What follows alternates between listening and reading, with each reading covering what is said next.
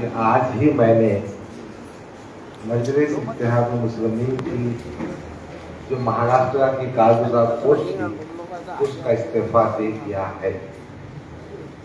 मैंने इस्तीफा मोहतरम बैरिस्टर असद अवैसी के ईमेल पर व्हाट्सएप पर डाल दिया है। अब हमारा मजलिस से रिश्ता टूट गया है। आपके जहन में सवाल पैदा होता होगा कि 10 साल का पुराना रिश्ता कैसे टूट गया और ये बात क्यों कर पैदा हो गई कि डॉक्टर गफ्फार कादरी मजलिस छोड़कर बाहर निकल गया। ये जो सीक्वेंस ऑफ इवेंट्स है, इसकी जो ड्रामाबाजी है वो मैं आपको बताने के लिए प्रेस कॉन्फ्रेंस में आपको दावत दी है। बीच में कुछ हमारे साथी नाराज भी हुए होंगे, हमारे परवेज भाई नाराज भी होंगे, आप भी नाराज भी होंगे। मैं मीडिया से बात करने को अवॉइड कर रहा था क्योंकि मैं चाह रहा था बहुत सारी बातें अपने अंजाम को पहुंचने के बाद आप तक पहुंचाऊं। दास्तान तो बहुत पुरानी है मगर मैं बहुत शॉर्ट में सुनाता हूं। 2014 में मैंने मजलिस इत्तेहाद मुस्लिमीन को ज्वाइन किया। 2014 में पार्टी के माध्यम से मैंने चुनाव लड़ा, मुझे 60,000 वोट मिले और कांग्रेस के जो प्रत्याशी थे उनकी जमानत भी जब्त हुई और 3,600 वोटों से हारा। 2014 से 2019 तक मैंने अपनी पार्लियामेंट्री कंस्टिट्यूएंसी में बहुत मेहनत की, वोटिंग का परसेंटेज बढ़ाया और फिर मैंने कोशिश करके वंचित बहुजन अघाड़ी को एमआईएम से जोड़ने का काम किया और मैंने महसूस किया और मेरा यह मानना है कि इम्तियाज जलील जो खासदार बना 2019 में, ये वंचित बहुजन अघाड़ी के साथ में सोशल इंजीनियरिंग करने के बाद बना। मगर बदकिस्मती से इम्तियाज जलील साहब ने वो वंचित से युति तोड़ दी। उस पूरे प्रोसेस में मैं था और मेरा ये आज भी कहना है, उस वक्त भी मैंने कहा था, प्रेस में नहीं कहा था कि कहीं ना कहीं इम्तियाज जलील इस युति के तोड़ने के जिम्मेदार है। अगर वो युति रहती तो हमारे 15 से 20 आमदार चुनकर आते और सत्ता की चाबी हमारे पास होती। और इम्तियाज जलील चाहते हैं कि महाराष्ट्र में कोई भी आदमी उनसे आगे ना जाए। पूरी पोस्टें और हैसियत इम्तियाज जलील के बाप की जाती है, इसलिए कोई और एमआईएम के आमदार ना बने और कोई सत्ता में ना जाए, युति तोड़ दी गई। 2019 में इम्तियाज जलील ने एक और साजिश मेरे खिलाफ की थी। पूरे महाराष्ट्र में समाजवादी पार्टी और एमआईएम का गठबंधन था। देखिए, गोवंडी में अबू आसिम को एमआईएम ने पार्टिबा दिया, एमआईएम ने पार्टिबा दिया और खालिद गुड्डू को समाजवादी ने पार्टिबा दिया, बाईकरा में वारिस पठान को पार्टिबा दिया। उस बीच मैंने बैरिस्टर असद अवैसी साहब से कहा था कि मुझे डर है कि यहाँ पर समाजवादी का कैंडिडेट आएगा, क्योंकि ये बात मुझे आसिफ बिखाल साहब आप पूछ सकते हैं, उन्होंने मुझे फोन करके बताई। आसिफ बिखाल साहब ने कहा था कि डॉक्टर साहब, अपने बैरिस्टर असद अवैसी साहब उससे कहते हैं तो मैं समाजवादी का कैंडिडेट आने नहीं दूंगा, आपको पार्टिबा दिलवाऊंगा। मैंने किसी 1 मिनट जाया किए बगैर बैरिस्टर असद अवैसी साहब को फोन किया। शाम का वक्त था, 10 बजे के आसपास का। उन्होंने कहा, इम्तियाज जलील साहब बम्बई में बैठे हैं और वो पार्टी का समझौता कर गए हैं, औरंगाबाद में कैंडिडेट नहीं आएगा, आपको परेशान होने की जरूरत नहीं। उन्होंने ये काम किया, किसी ना किसी तरह से समाजवादी का कैंडिडेट हमारे हल्के में आया। फिर उसी जमाने में इम्तियाज जलील ने हमारे मशरक़ी हल्के की बॉडी इंतखाबात के ऐन वक्त पर महाराष्ट्र का सदर बनने के बाद डिसॉल्व कर दी। ये सब चीजें मेरे जहन में थी। मैं थोड़ा इन तमाम बातों को असद साहब को सुनाया। उसी जमाने में असद साहब ने मुझसे कहा, ठीक है, जो हो गया उसको हम दुरुस्त करेंगे, और मुझे महाराष्ट्र का कारगुजार सदर बनाया। 2019 से 24 तक मैंने महाराष्ट्र में इस बात की कोशिश की कि मजलिस की दावत को प्रचार किया जाए, प्रसार किया जाए। जहां जहां दंगे फसाद हुए वहां पहुंचा। मैंने जहां से हो सके अपनी जेब से मदद की। कोविड का जमाना आ गया।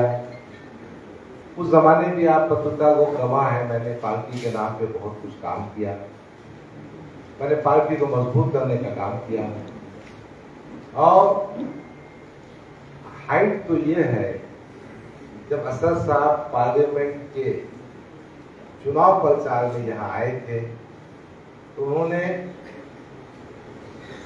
ये जो विवांता होटल है वहां मुझसे कहा था कि डॉक्टर साहब, हम मशरक़ी हल्के असेंबली से आपको न सिर्फ उम्मीदवार बनाएंगे बल्कि आपको किस तरह से जीत को यकीनी बनाए वो देखेंगे, और मशरक़ी हल्के असेंबली की सीट आपको गिफ्ट में देंगे। और आपने देखा होगा जाते वक्त एयरपोर्ट में फोटो है, असद साहब ऐसा मेरे गलों में हाथ लगा रहे हैं और चूम रहे हैं और कह रहे हैं, डॉक्टर हम तुम्हारी पूरी मदद करें।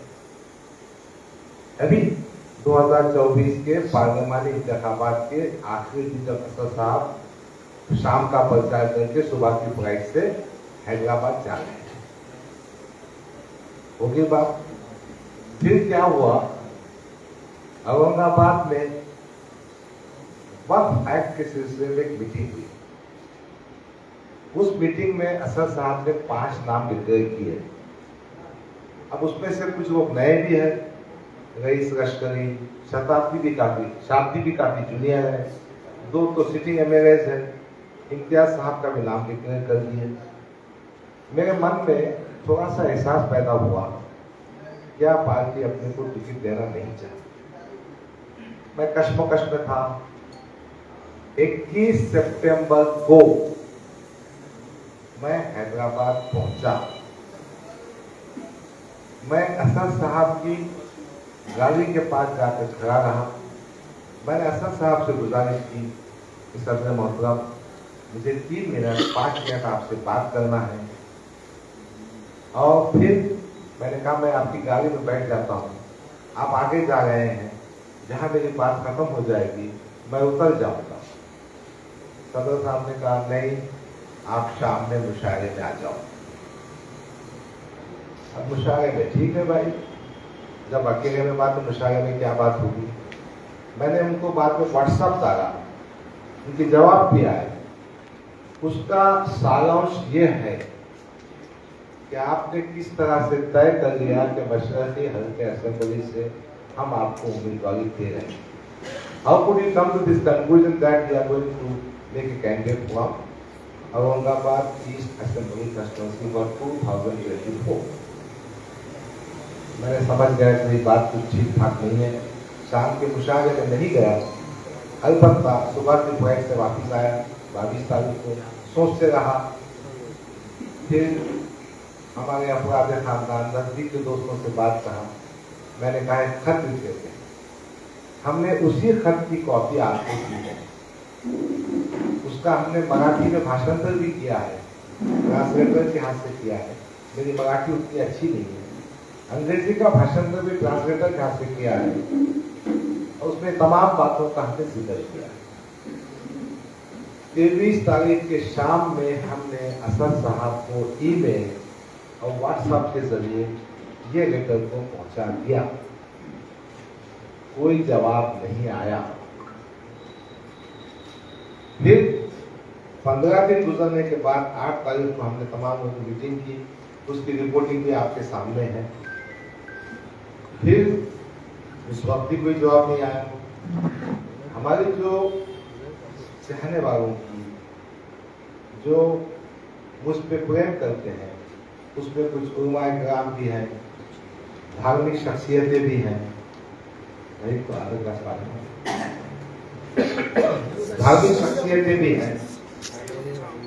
ये सब लोग आमतौर पर मजलिस इत्तेहाद मुस्लिमीन की तारीफ में रहते हैं, और जब कभी असद अवीसी साहब इस शहर में आते हैं तो यकीनन उनकी मीटिंग करते हैं और उनसे कहते हैं कि हम आपके कदमों के पास बैठेंगे, इस्लाम सीखेंगे। तो उनमें से कुछ जिम्मेदार ने कहा, हमारे शरिया के सदर साहब ने हिमायत में हमारा खत किया। ये उलमाए कराम और कुछ जिम्मेदार लोग असद साहब के मकान पर पहुंचे, जहां पर उनको कोई खातिर का रेस्पॉन्स नहीं किया गया। मैं ज़्यादा ऐड नहीं करना चाहता, उलमाए कराम से आप बात कर लीजिए। उसमें से कुछ लोग भी प्रेस कॉन्फ्रेंस में आना चाहते थे, उनको बड़ा डिसअपॉइंटमेंट हुआ। बहरहाल ये बातें होने के बाद अब हमने तय किया कि मशवरे के साथ हम अपने सियासी सफर की दिशा को तय करें। 8 सितंबर के बाद हमने मुख्तलिफ साथियों से, मुख्तलिफ हमारे जो ग्रुप्स हैं उनसे बात की, और ये नतीजा निकालने के थोड़ा वक्त लग गया। फिर हमने तय किया कि मजलिस इत्तेहाद मुस्लिमीन से अपने को दस्त बर्बाद हो जाना चाहिए, उससे अपने को राजीनामा दे देना चाहिए। तो फिर हमने आज राजीनामा असद अवी साहब को भेज दिया है, उनको मिल गया है ईमेल के जरिए से, व्हाट्सएप के जरिए। मैं आपको ये बताने के लिए हुआ हूँ, यकीनन ये बहुत दुख की बात है कि 10 साल से पार्टी के लिए कुर्बानियां देने वाले आदमी, खिदमत देने वाले आदमी, पैसे खर्चने वाले आदमी, अपने बाल बच्चों को, खानदान को नजरअंदाज करते हुए पार्टी के आदमी को असद साहब 5 मिनट का वक्त भी नहीं दे सके। और 2019 से 2024 तक इम्तियाज जलील, 2014 से 2019 तक इम्तियाज जलील मुसलसिल हमारे खिलाफ साजिशें करते रहे कि किस तरह से हमारा सियासी नुकसान हो। इस पस मंजर में मुझे ये इस्तीफा भेजना पड़ा। ये बैकग्राउंड है, मैंने इस्तीफा भेज दिया है, और हमने आगे के सियासी सफर भी तय कर ली के बारे में भी तय किया है, डिसाइड किया है। वो भी बातें 2-3 दिन में आप तक पहुंचा दूंगा, ताकि जब चीजें मैच्योर हो जाती हैं, ताकि जब चीजें फाइनल हो जाती हैं तो उसके बताने में मजा है। वक्त से पहले बताने में कोई मजा नहीं है। मैं कांग्रेस हाईकमान के जिम्मेदारों से कांटेक्ट में हूँ, क्योंकि मशरक़ी हल्के असेंबली की सीट कांग्रेस के कोटे में आती है, जो महाविकास अघाड़ी का एक अंग है, एक हिस्सा है। बहरहाल बहुत सारी डेवलपमेंट होंगी। मेरे पास पूरे महाराष्ट्र से पार्टी के पदाधिकारियों का, पार्टी के चाहने वालों का फोन है। अभी अभी नांदेड़ से फिरोज गागा जो मराठवाड़े के अध्यक्ष हैं, एक माजिद बशीर साहब जो मराठवाड़े के सेक्रेटरी हैं, हमारे नागपुर के साथी हैं, हमारे विदर्भ के साथी हैं, मुख्तलिफ जिलों के साथी हैं, वो सब कह रहे हैं कि डॉक्टर साहब आपके साथ हम भी पार्टी छोड़ना चाहते हैं। आप जानते हैं आज से इलेक्शन के फॉर्म के भरने का टाइम शुरू हो गया है। टाइम बहुत कम है। मुझे भी मेरे इंतखाबी सिलसिले में भागदौड़ करना है। इन तमाम साथियों को मैं जमा किया होता, और इंशाअल्लाह ताला मेरे इस्तीफा के बाद महाराष्ट्र में काफी पद अधिकारियों के इस्तीफा की बारिश शुरू हो जाए, क्योंकि ये सब लोग जानते हैं कि इम्तियाज जलील सिर्फ खुद को बड़ा करने के लिए देवेंद्र फडणवीस के इशारे पर मजलिस इत्तेहाद मुस्लिमीन को कमजोर कर रहा है। हमारी खुद बदकिस्मती है, it is unfortunate for me, I can not explain this thing to Asaduddin Owaisi. और असदुद्दीन अवैसी साहब के कान में जो जहर भर दिया है इम्तियाज जलील ने, वो निकालने में नाकाम रहा। बहरहाल ये तमाम बातें आपके साथ शेयर करना थी। मैंने इससे पहले बहुत सारी बातें कही थी, मैं आपके साथ सुकून से बैठता हूँ। आपके जहन में जो भी सवाल होगा या मुझे कुछ और कहना होगा तो मैं कहूँगा। यकीनन आप ही के माध्यम से हम जनता में हमारी बात को पहुंचा सकते हैं। एक बार फिर मैं आपका शुक्रिया अदा करता हूँ और आप में से किसी को जो सवाल पूछना है एक के बाद एक पूछिए। मैं तो बड़ा नेता नहीं हूँ, मैं बहुत छोटा नेता हूँ और आपके बीच में रहता हूँ, इसलिए आप बात को सवाल पे आ जाता हूं। आपने जो आरोप किया है की इम्तियाज जलील हे देवेंद्र फडणवीस यांच्या इशाऱ्यावर नसतात, तर हे इशारे कशा कशा स्वरूपाचे असतात, आतापर्यंत किती वेळा इशारे गेलेले आणि त्याच्यातून काय काय झाले आतापर्यंत? देखो, जिस हल्के असेंबली से मैं इलेक्शन कंटेस्ट करता हूँ वहां देवेंद्र फडणवीस कचहरी का अतुल सावे इलेक्शन लड़ता है। अभी 2019 में युति जो टूटी, मेरा मानना है कि देवेंद्र फडणवीस साहब की मदद करने की युति टूटी। अभी एक छोटी सी मिसाल देता हूं मैं तुमको। अभी 2019 में अतुल सावे बंसी से युति होने के बाद बहुत परेशान था, तो हमारे जो असेंबली कॉन्स्टिट्यूएंसी की जो ऑर्गेनाइजेशनल बॉडी थी, इलेक्शन से 1-1.5 महीना पहले इम्तियाज जलील ने महाराष्ट्र अध्यक्ष बनने पर रिजॉल्व कर दिया। ऐसी क्या विजन थी इम्तियाज जलील को रिजॉल्व करनी? सियासत हमको भी समझती ना भाई। अब पूरे महाराष्ट्र में समाजवादी की युति होती और महाराष्ट्र में होने के बाद औरंगाबाद में करीम खुरैशी उम्मीदवार बन के आता और उसके आगे पूरे कैलकुलेटर्स को भी उन्होंने मेरे खिलाफ बोल लगाया। वो बेचारों का बहुत हक मांगा है उसने, दांडे के इलेक्शन में पैसे दिया नहीं उनको, बहुत सारी बातें हैं, मगर ये चीज उसके सामने है ना घटनाक्रम। और उसके आगे सुनो ना मेरी बात, अभी बात कंप्लीट करूंगी। अभी एक ही आदमी को सवाल करना मुश्किल हो जाएगा ना, जवाब दे दो मुझे। अभी देखो ना, मशरकी हल्के असेंबली में पार्लियामेंट में 89,000 वोट एमआईएम को मिले। अब हमको टिकट नहीं देने का मतलब असद साहब को इस बात पे तैयार करने का गफ्फार खातरी को मशरकी हल्के से टिकट ना दिया जाए। क्या वजह है भाई? वजह सिर्फ इतनी है, एक सक्षम ताकतवर उम्मीदवार या तो ना है या तो उनकी खुद की नीयत थी मैं वहां आ जाऊं।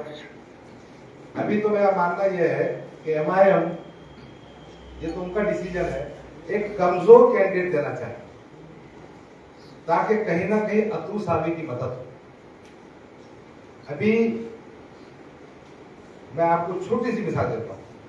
चांदीवली में आरिफ नसीम खान के खिलाफ इमरान कुरैशी को खड़े करें, 800 वोट दिया, आरिफ नसीम खान 399 वोट से हारा।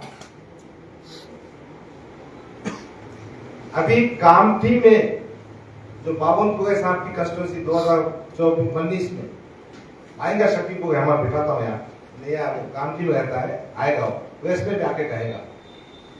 इम्तियाज ने जबरदस्ती टिकट दिया ताकि कामठी की सीट, मेरा आपके माध्यम से कहना है, ये अपने आप को शागंज का टावा बहादुर बोलता ना इतना, अगर तेरे में दम है जा फडणवीस के खिलाफ साउथ वेस्ट नागपुर से चुनाव है, नांदेड़ चुनाव की क्या बात कर रहा? बड़ा हमारे मोहतरम इम्तियाज जलील साहब कहीं ना कहीं देवेंद्र फडणवीस की हिमायत का काम कर रहे हैं। मैंने तो इससे पहले भी कहा था कि हम में से किसी का फोन तो उठाते नहीं, मदद तो करते नहीं, उनकी मदद करते हैं। बड़ा बहुत इंस्टेंसेस है भाई। कांग्रेस से टिकट मिलने की संभावना है क्या भाई? हमारी कोशिश चल रही है, इंशाल्लाह हो जाएगा। कांग्रेस से टिकट इलेक्शन तो वैसे आपने बोला कि इलेक्शन में पैसे दिए गए, कितने पैसे मिले थे, कितने पैसे बांटे नहीं? ये दानवीर साहब का, अंबादा दानवीर का जो विधान परिषद का चुनाव था, तो मेरे पास कुछ कैलकुलेटर्स पहुंचे, उनकी शिकायत ये थी ये पट्टे ने होलसेल में सौदा करके रख दिया। हाँ सुनो ना, मुझे एक्सैक्ट फिगर नहीं मालूम, और वो जो कारपोरेटर्स की कड़कड़ाहट थी, उनकी जो परेशानी थी कि उनको पैसा नहीं मिला। भाई इस शहर में आप रहते हैं ना, अंबर के जो कुलकर्णी साहब उन्होंने चुनाव लड़ा था, उनका भी पैसा होलसेल में जमा किया। एक काम है, पैसा जमा करने में हमारा इख्तियार सबसे आगे है। अब आप पत्रकार हो गए, आपको तो अद्भुत होता होगा, बड़ा ये सब बातें थी, समझ में ही आता है कि इन तमाम बातों के साथ साथ वो हमको और खासतौर पे पार्टी के उन लीडरों को टारगेट कर रहे हैं जो कभी सियासी खतरों से आगे जा सकते। कादरी साहेब, असं आहे की एमआयएमला भाजपाची बी टीम म्हटलं जातं, हे खरं आहे का? एमआयएम भाजपाची बी टीम आहे की इम्तियाज जलील भाजपाची B team? Imtiaz Jaleel responsible, Imtiaz Jaleel मैन्युपुलेटर है, इम्तियाज जलील कॉन्स्पिरेटर है, इम्तियाज जलील चीटर। अभी तो आंदो स्टेज, अभी चुनाव तो होंगे शुरू, अभी भी सिवाय सेटिंग के कोई काम ही नहीं है भाई। एक अजून एक प्रश्न आहे, तुम्हाला तिकीट दिलं नाही म्हणून तुम्ही असं बोलताय, ठीक आहे। तुम्हाला तिकीट मिळालं असतं तर तुमची ही भाषा असली असती? ऐकून घ्या, तिकीट एक सेकंडरी विषय है। आदमी का आत्मसम्मान, आत्म क्या होते, सेल्फ रेस्पेक्ट, उर्दू में कहते हैं इज्जत नफ्स होता है। मेरा बेटा मेरे बाजू बैठा है, कभी पॉलिटिक्स में मैं आता नहीं, वो इम्तियाज जलील का अपना स्टाइल है बेटे भाई को आने का। मेरा दामाद मेरे बाजू बैठा है, डॉक्टर उमर कादरी है, जो प्रोफेसर ऑफ मेडिसिन है। इनको भी इम्तियाज जलील ने अपने कारपोरेटर से टक्कर की। मेरा बेटा पॉलिटिक्स में आना भी नहीं चाहता, पॉलिटिक्स में है भी नहीं। उसने मुझसे कहा, अब्बा जी इतनी जिल्लत और बेइज्जती बर्दाश्त करने के बाद भी आप उस पार्टी में रहते, अगर असदुल नबी साहब हमारी बात सुन के लेते और हमारे जो ग्रीवेंसेस है उसको एड्रेस करते तो शायद ये नौबत नहीं आए। आपके पास जो सवाल है कि टिकट नहीं मिला इसे एमआईएम के खिलाफ गए, देखिए मैंने एमआईएम का फॉर्म भी नहीं भरा, मैंने टिकट की मांग भी नहीं की। मेरा असल विश्वास यह है कि जब महाराष्ट्र के वर्किंग प्रेसिडेंट को आप 5 मिनट वक्त नहीं देते तो जो पद अधिकारी जिनको मैंने नॉमिनेट किया है उनकी हालत क्या होगी। अगर सबकी किस्मतों का फैसला इम्तियाज जलील कर रहा है तो जो मेहनती, वफादार, ईमानदार लोग पार्टी में आए हैं उनका क्या होगा। मैंने कई लोगों को जोड़ा, मैंने उनको साथ में लेके आया। अब इनकी हालत ऐसी है कि इनके कहने पर बैरिस्टर साहब हमको 3 मिनट भी बात नहीं करते तो मैं उनको क्या हिसाब दिला सकूं। टिकट तो बहुत छोटी चीज है जी, मैं समझता हूँ आमदार बनना नहीं बनना वो किस्मत की बात है। ऐसे वैसे कैसे कैसे हो जाते और कैसे कैसे ऐसे वैसे हो जाते उसकी बात मत कीजिए। बुद्धि चोर भी, चिंदी चोर भी, कुछ भी हो जाते, टिकट की कोई बात नहीं है। अल्लाह ताला ने मुझे बहुत इज्जत दी है, इंशाअल्लाह ताला मैं अपने विखाल को, अपनी इज्जत को। ज्या पद्धतीने तुम्ही तक्रार सांगितलं की कशा कशा पद्धतीने तुम्हाला ओवी साहेबांनी भेट दिली नाही, एक प्रकारे अपमानित केलं। 10 वर्ष झालं तुम्ही मुस्लिम समाजासाठी एमआयएम साठीचं काम करत होता, अशा पद्धतीने जे अवमानित केलं जातं मराठवाड्यातल्या मुस्लिम समाजाचा अपमान आहे का? तुम्ही ज्याचा प्रतिसाद निवडणुकीमध्ये पाहू शकता। आता मी तुम्हाला सांगतो, एमआयएमला जे मानणारा गट आहे तो आहे 18 to 30 इयर्स, त्यांची वय 18 ते 30 वर्षापासून। मी एक ऑफिस उघडलेलं आहे मदनी चौकवर, सुकू चौक कंपाउंडवर। 100-150 ये नौजवान बच्चे आगे भाई। मैं नवाबपुर में सिर्फ चाय पीने गया तो 150-200 बच्चे जमा हो गए। होटल में गए तो होटल की चाय खत्म हो। अभी मेरे पास मुस्तकिल फोन है, मैं दिल्ली में गया था, चूंकि अपने को सियासी तौर पर कुछ चीजें तय करना है, यहाँ नहीं था, आज सुबह की फ्लाइट से वापिस आया तो बड़ा ये बच्चों के इतने फोन है। अच्छा वो सब जानते, देखो इमोशनली एक स्टेज तक आप उनको अपने साथ से ले जा सकते, मगर मेरा ऐसा मानना है कि आज के जो नौजवान है वो कहीं ना कहीं चीजों को समझ गए हैं और वो बड़ा गठ अपने साथ में खड़ा हुआ है। उन्होंने यहाँ तक कहा, भाई सुनो, तुम अपक्ष खड़ो, कोई भी पार्टी से खड़ो, तुम्हारा साथ है।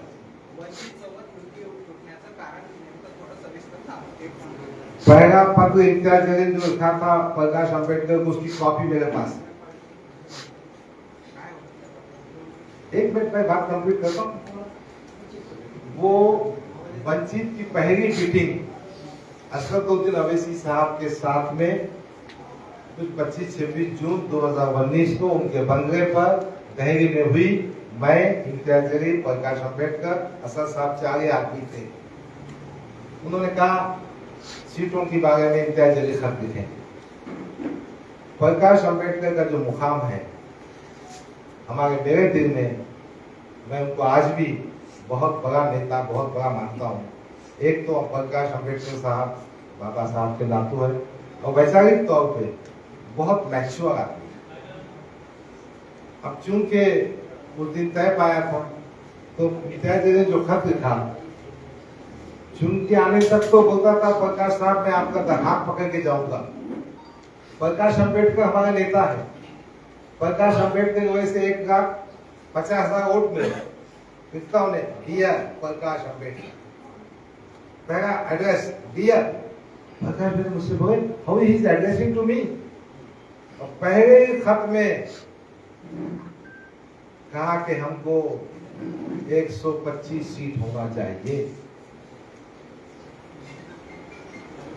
बड़ा प्रकाश भाई से जिस तरह से ट्रीटमेंट किया गया, क्या होता है आदमी को जब आप बहुत बड़ा भाई आप गोद में उठा रहे हो। इम्तियाज जलील साहब उनकी तारीफ में, और जैसे ही अपना काम निकल गया, तुम कौन भाई कौन। आप देखो ना 19 से 24 तक कभी इम्तियाज जलील ने अपनी स्पीच में कहा कि वंचित का मेरे पे एहसान है, वंचित में से मैं मेरा पालन कर। बताओ एक स्पीच, बताओ ना एक स्पीच दो। यानी एहसान फरामोश है। मगर इतनी बात है, जहां पॉलिटिकल जरूरत पड़ती ना, बराबर जाके घुटने टेकता, पांव पड़ता।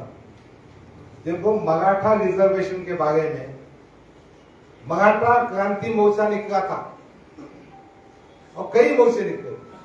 ये मेंबर ऑफ असेंबली था, इसने पार्लियामेंट में भाषण किया था। मराठा क्रांति मोर्चे में जो मोर्चे चलाने वाले लोग हैं, वहां फॉर्च्यूनर गाड़ी है, वहां लैंड क्रूजर है, इनको क्या रिजर्वेशन की जरूरत है। असेंबली का भाषण देख लो जी।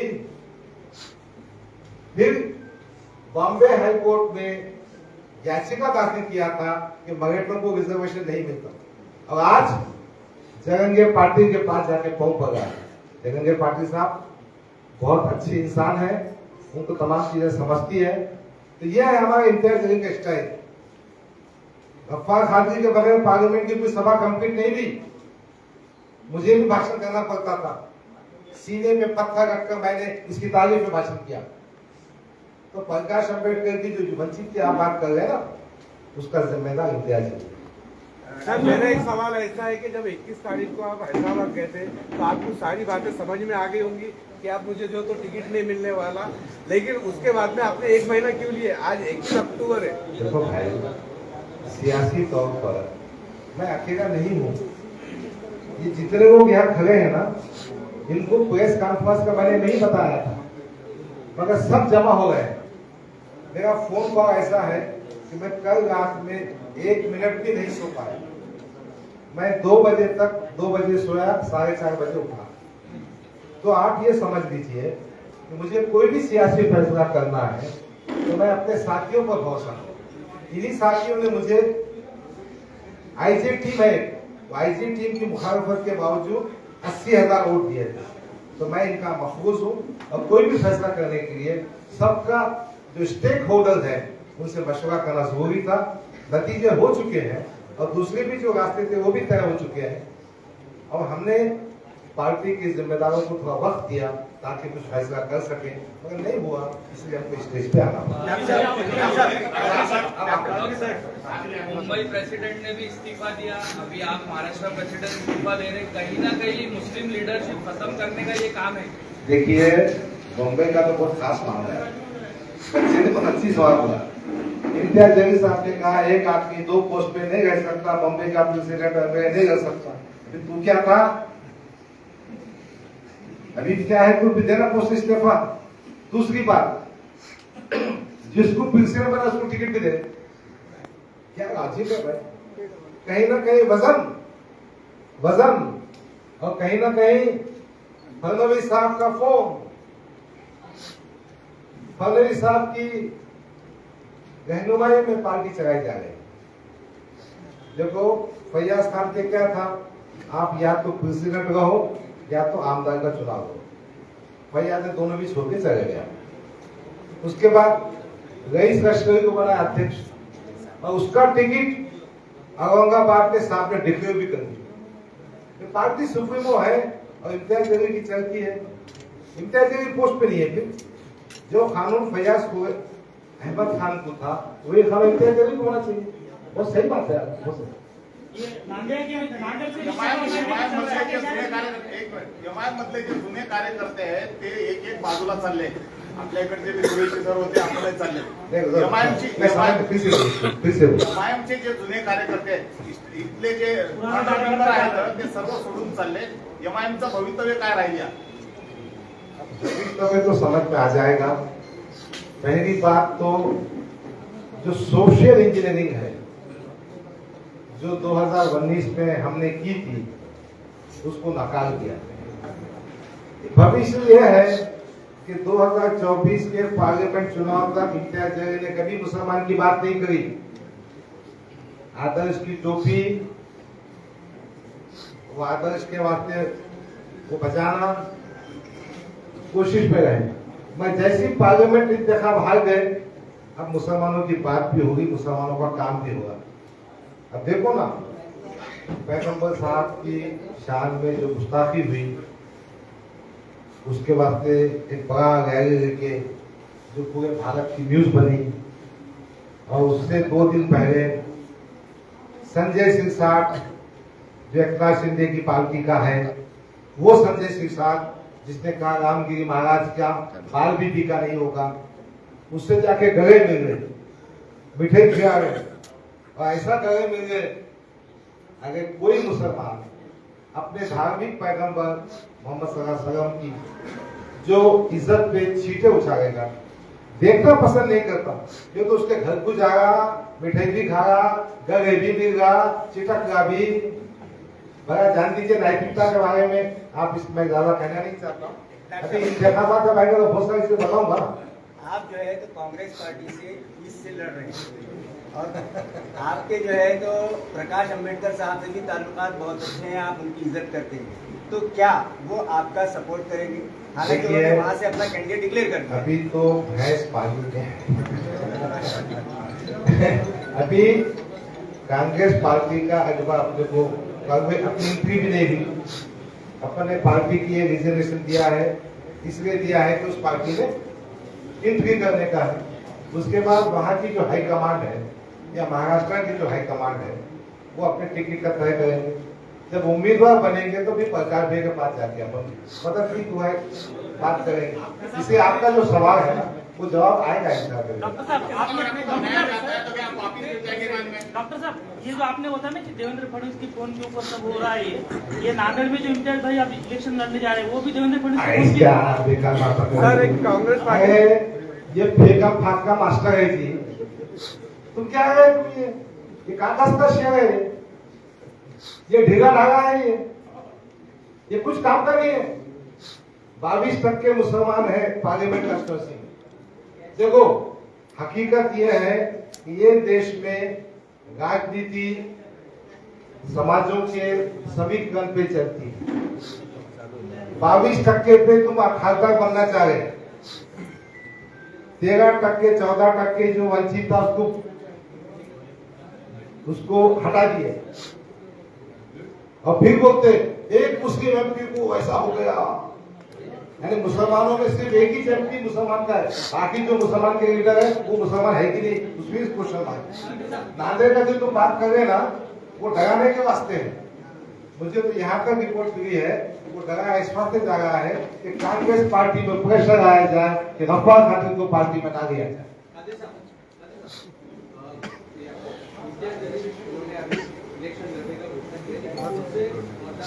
अरे वो सिर्फ बस समझ वो अगर पूर्व से लड़ते तो आप भी पूर्व से लड़ते तो आप अरे मेरी तो इच्छा है, आजा बेटे सामने दूध का पानी करूंगा। सर एक सवाल सुनो, मैं आपके माध्यम से कहना चाह रहा हूँ, इम्तियाज अली साहब आ जाइए पद को हमारे बच्चे, वो असल में खामोश इस बात से बैठे कि कौन सी कंस्टिट्यूंसी सेफ है। एमआईएम का कोई चुनकिया होकर आपको भाग में जाओ, इसको आमदार बनने का है बस। जर काँग्रेस तिकीट देत नाही तर तुमची पुढची नहीं, रणनीती नहीं, हा प्रश्न असा आहे, हा पॉलिसी प्रश्न पूर्ण होत्या। जर काँग्रेसने तिकीट नाही दिलं तर पुढची रणनीती काय असणार? कारण की तुम्ही जर अपक्ष किंवा दुसऱ्या पक्षाकडून नाही लढला तर सरळ सरळ भाजपला मदत होते, तुम्ही भाजपवर आता आरोप करताय।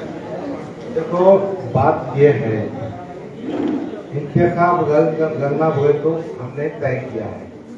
अभी हम कांग्रेस के पास इस उम्मीद से है और बातचीत हो रही है कि हमको टिकट दिया जाएगा, और ये बात भी बिल्कुल सही है कि इलेक्शन जीतने के वास्ते करने का है, इसको जिताने के वास्ते नहीं करने का है। और आप देखेंगे इंशाल्लाह ये इलेक्शन जीतने के लिए पूरी ताकत से।